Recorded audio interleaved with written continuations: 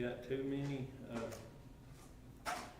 things in my Bible I can't operate anymore. Everything's falling out. I gotta clean them out yet.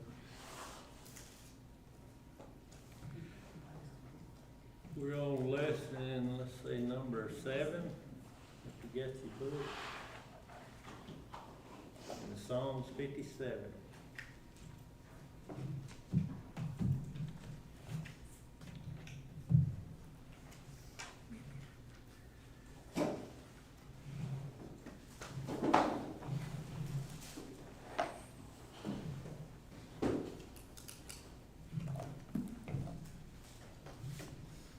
In Psalms 57, this picks up. It talks about here in the book here, picking up from the story of David and Saul, and Saul at this point was still pursuing David, as it talks about in 1 Samuel. It says, let's see. It said, not long after being anointed king of Israel, Saul revealed the nature of his heart by failing to trust and obey God. And God responded by promising Saul's kingdom to David after Saul's death. So that made Saul mad, and he set his heart on killing David. And so he pursued David to kill him because he didn't want him to take over for him. And he says that said on one occasion David ran into the cave of Adullam, and that's from 1 Samuel 22 and verse 1, to hide. And David wrote Psalm 57 to capture his thoughts and feelings as he was resting in a dark cave. So being pursued by someone to be killed, namely the king. How could you compare that to anything?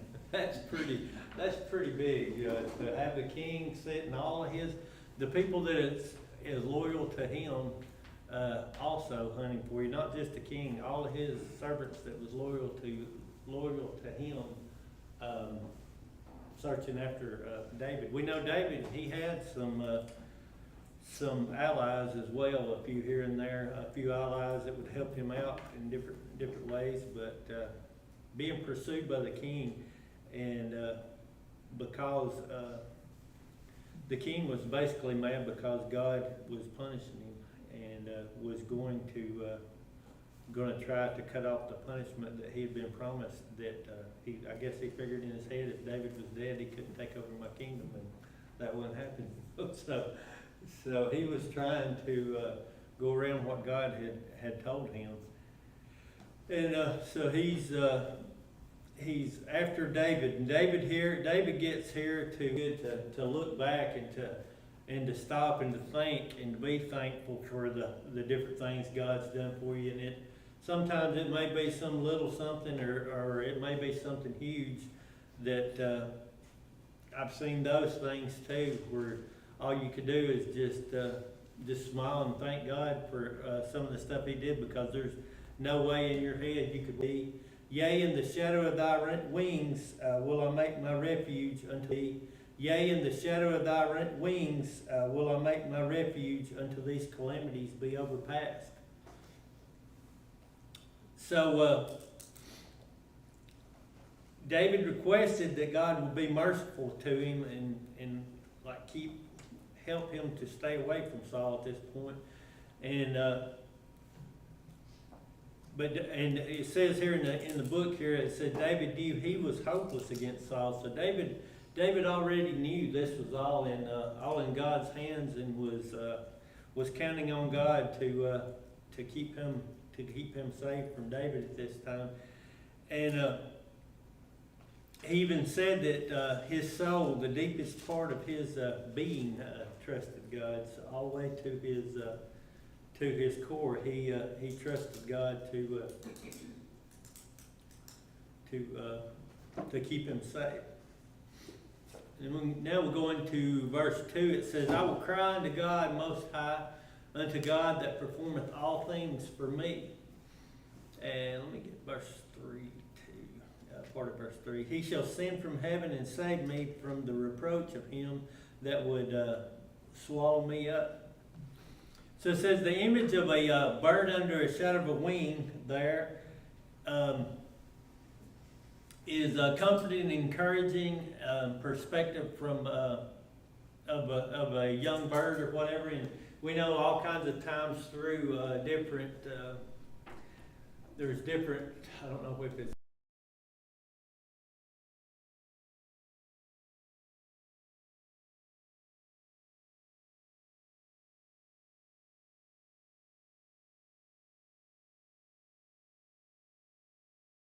under their wing, and that's a very safe and secure spot there. So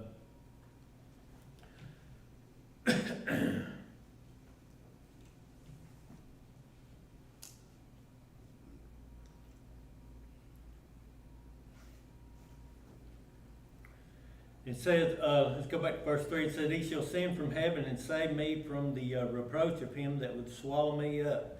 God shall send forth his mercy and his truth. So it's basically saying here, talking about the same thing, saving him from the,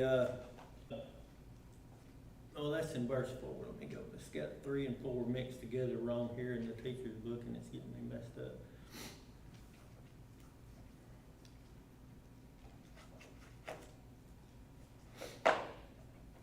So I'll go on into 4. It says that my soul is among lions, and I lie even among them that are set on fire, even the sons of men whose teeth are spears and arrows, and their tongue sharp as a sword.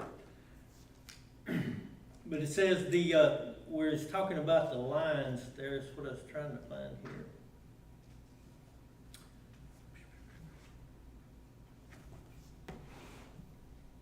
It said David had faith God would send forth his loving kindness and faithfulness, and God's kindness would come from God and surround him without fail. And God would never leave David alone to face, as he described, the lions. The lions lions are mentioned several times throughout the Bible with different things. We know the story of Daniel with the lions, and how the lions and that's something that always got me, as lions in what part of the country are we in where there's lions at? Were they more in more parts of the country than they are now, or because like I think of lions, I think Africa, and that's it.